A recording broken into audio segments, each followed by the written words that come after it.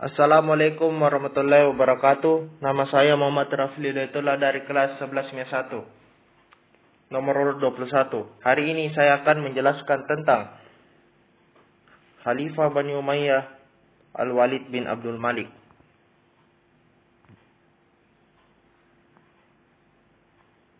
Pembahasan pertama, saya akan membahas tentang biografinya. Al-Walid bin Abdul Malik adalah khalifah yang berkuasa pada tahun 705 sampai 715 Masehi. Dia berasal dari Bani Umayyah cabang Marwani. Al-Walid mewarisi tampuk kekhalifahan dari ayahnya dan diteruskan saudaranya. Nama ayah Abdul Malik bin Marwan, nama ibu Walada binti Al-Abbas, pasangan Ummu Abdullah binti Abdullah, Isa binti Abdul Aziz, Ummul Banin binti Abdul Aziz, Syai Afrid binti Peros. 3. Anak Abdul Aziz, Yazid Ibrahim, Masrur Al-Abbas.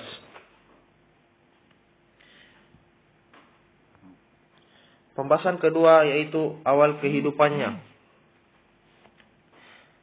Al-Walid lahir pada tahun 668 Masehi di masa kekuasaan Khalifah Muawiyah bin Abu Sufyan. Dia merupakan putra tertua dari ayahnya, Abdul Malik.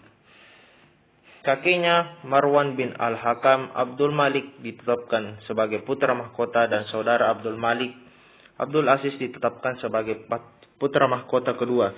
Dengan demikian, saat Abdul Malik menjadi khalifah, Abdul Aziz berada di urutan pertama sebagai pewaris sepeninggal Abdul Malik. Abdul Malik berkeinginan agar tahta diwariskan kepada putranya, tetapi Abdul Aziz menolak menyerahkan statusnya. Namun perselisihan dapat dihindari lantaran Abdul Aziz meninggal pada Mei 705 Masehi. 5 bulan kemudian Abdul Malik mengangkat Al-Walid, kemudian mewarisi tampuk kekhalifahan tanpa ada halangan. Pembahasan ketiga yaitu kisah kepemimpinan. Al-Walid melanjutkan kebijakan ayahnya untuk meluaskan wilayah kekhalifahan. Tidak ada yang menantang kedudukannya sebagai khalifah sebagaimana pada masa 3 pendahulunya. Sehingga Al-Walid dapat lebih memusatkan perhatian pada upaya penaklukan di timur dan barat. Masa pemerintahannya dipandang sebagai salah satu periode terkuat kekhalifahan. Keberhasilan dalam masa kekuasaan Al-Walid tidak terlepas dari para gubernur berpengaruh yang berkuasa atas namanya.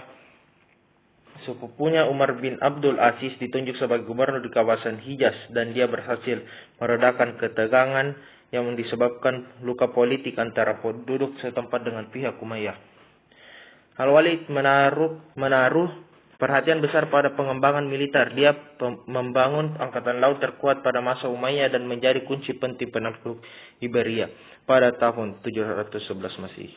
Pasukan khalifah telah menyeberang serta Gibraltar dan di bawah kepemimpinan dari Musa bin Nusair dan Tariq bin Ziyad.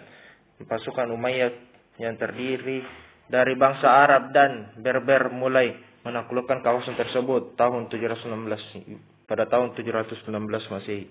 Umayyah sudah berhasil menguasai Iberia dan sebagian Prancis. Pembahasan terakhir yaitu kisah penting.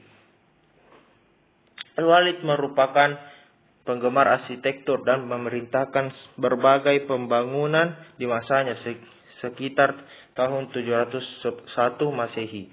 Pada masa kekuasaan ayahnya, Al-Walid memerintahkan pembangunan Jami Al-Aqsa, tempat salat di Masjid Al-Aqsa bagian selatan pada tahun 707 Masehi. Al-Walid memerintahkan perluasan Masjid Nabawi di Madinah. Untuk pertama kalinya, menara masjid dibangun dengan didirikannya 4 menara di Masjid Nabawi.